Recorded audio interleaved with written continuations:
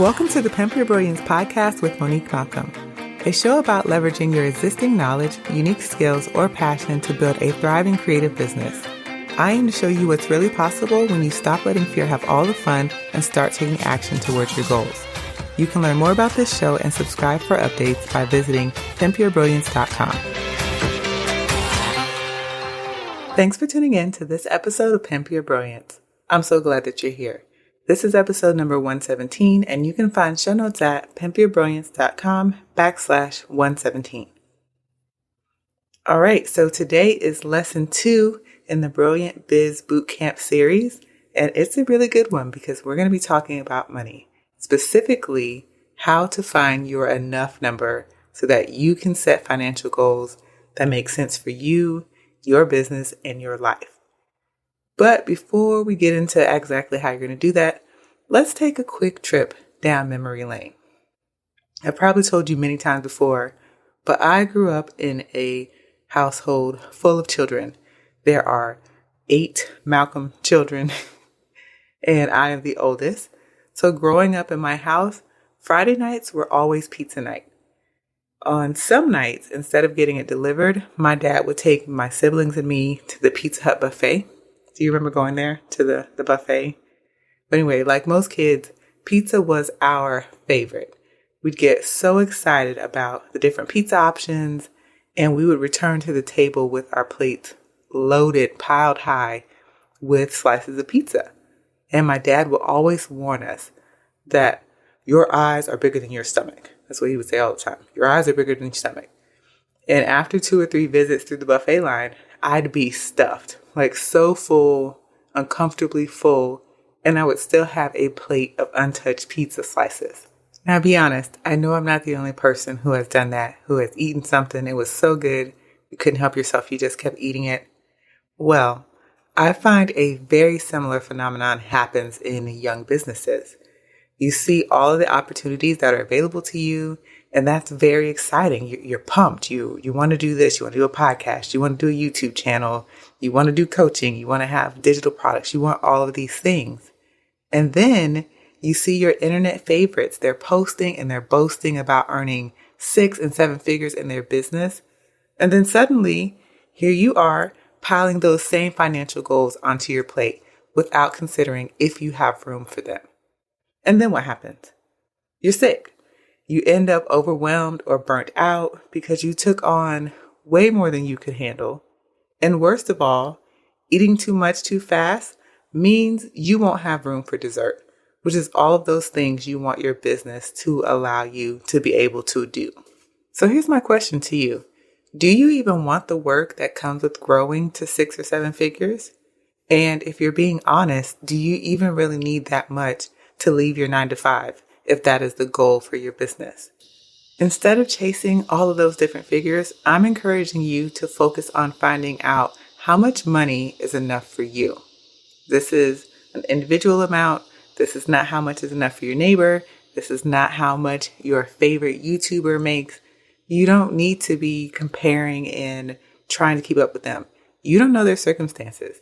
You don't know their expenses. You don't know their life. And you don't know what their goals are in the grand scheme of things. So how much they're making, that should not have any bearing on how much you want to make with your business. So let's focus on finding this enough number. So what is it? What is enough? Your enough number is the amount of money that you need to cover basic living and business expenses. In entrepreneurial circles, this number is often referred to as MVI, or minimum viable income. So if you ever hear anybody talking about minimum viable income or MVI, this is what they're talking about. It's the enough number. Knowing your enough number is important because it probably is significantly less than any of the figures the internet is encouraging you to chase. Most of us feel really overwhelmed by the idea that our business should be able to cover all of our life expenses, but we haven't actually defined what that amount of money is. And like most fears, naming and acknowledging them makes them feel less scary and probably more doable. It's also important to note that spending time on social media around influencers and things like that that can really shift our beliefs and our goals over time. So people are very, very vocal about wanting their businesses to earn 6 or even 7 figures. And while there's nothing wrong with that, that's a huge mindset leap if you're early in your business journey. To think about having a business that at this point may just be making $500 a month to needing it to make $50,000 a month. It's a huge leap. We're not going to be leaping like that. We're going to focus on what really makes sense for us. And instead of chasing those figures, just trying to decide what is going to be enough for you.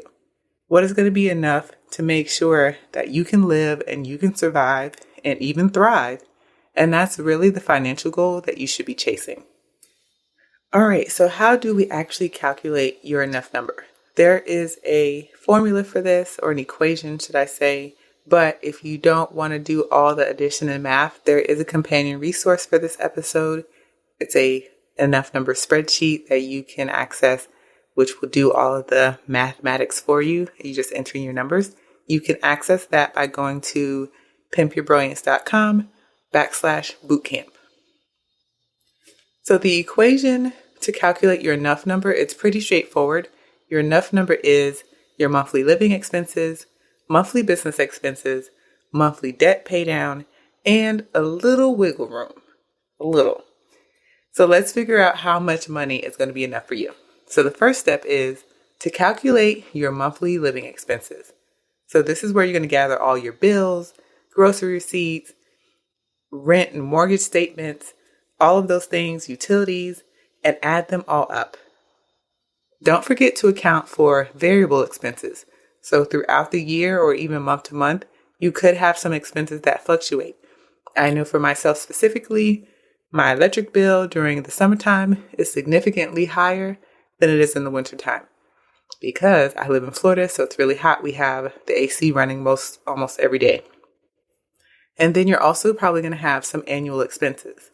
Annual expenses can vary pretty wildly, but an example of an annual expense that you probably have, if you have a car, you need to get your car tag renewed every year. That's an annual expense. So take any annual expense amount, take the full amount, divide it by 12, and then add that portion to your monthly expenses. Once you get all of these numbers together, write that number down. This is your monthly expense number.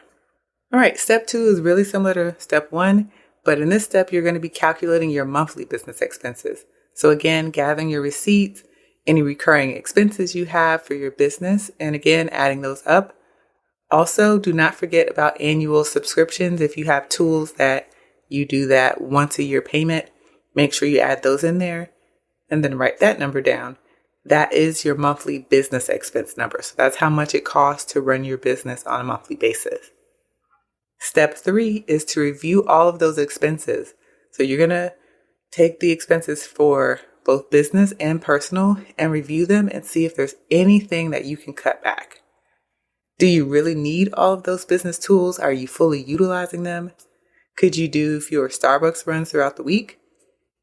The idea here is to be very ruthless with your expenses, but also realistic. If you love a daily Starbucks run and you can't function without it, keep it in there. That is a priority for you. So keep that amount in there. But anything else that can be cut out, go ahead and try to trim it as much as you can. Step 4, add in space for paying down debt. So if you follow my personal Instagram, you know I've been on a really big debt kick, because if you want to live your best life and have options, you have to minimize your debt.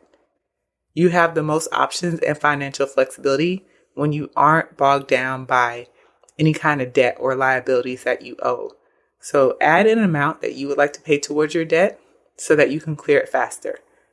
And if you are really, really tight here, you can put the minimum payments, but I really suggest that you do more than the minimum so that you can pay it off and be done. So debt pay down, make sure you add a line item for that.